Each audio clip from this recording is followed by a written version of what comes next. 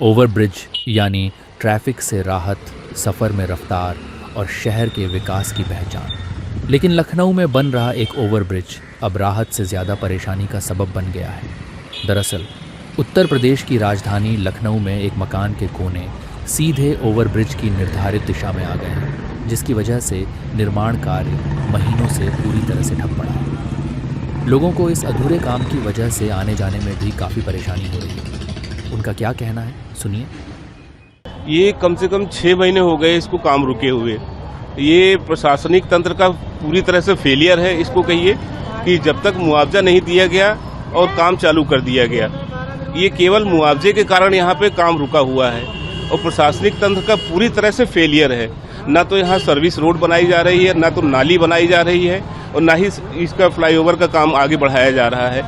ये ओवरब्रिज का काम रुकने से कितनी आबादी है जो प्रभावित हो रही है? यहाँ कम से कम 5 लाख आदमियों की आबादी है यहाँ पे। यहाँ से लेकर के मौंदा तक पूरा, यहाँ से कम 15 कॉलोनियाँ, तो यहाँ पे आपको केवल 1 किलोमीटर के अंदर 15 कॉलोनियाँ मिल जाएंगी। उसके आगे मौंदा कम से कम यहाँ से 15 किलोमीटर आगे तक जाएंगे, वहाँ तक की कॉलोनियाँ सफ़र कर रही हैं। काम रुकने से क्या कुछ समस्याएं यहाँ पर देखने को मिल रही है? काम रुकने से महिलाएं, बच्चे हैं, ऑफिस है, कोई समय पर पहुँच नहीं पा रहा, मरीज नहीं पहुँच पा रहे हैं। वहीं मकान का कोना फंसने से कई महीनों से निर्माण कार्य रुका हुआ है।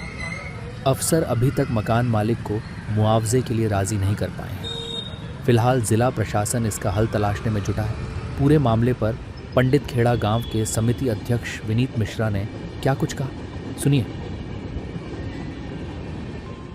लगभग ये 1 साल हो गया है, 1 से 14 महीने हो चुके हैं। 14 महीने से काम रुका हुआ है।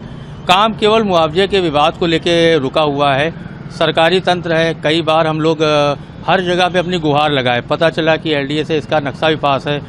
अब एलडीए और जो हमारा तहसील है, इस मामले में ये पूरी हमारे क्षेत्र की 5 लाख की आबादी सफ़र कर रही है।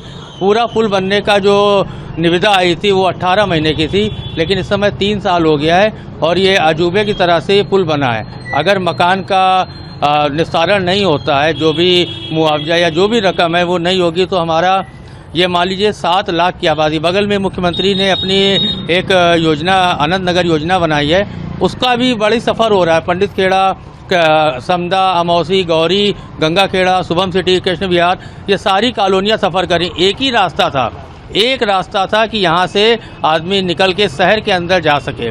इस रास्ते में भी ये स्थिति है कि कम से कम अगर बच्चे स्कूल जाते हैं, बगल का स्कूल है, 2 घंटे लगते हैं।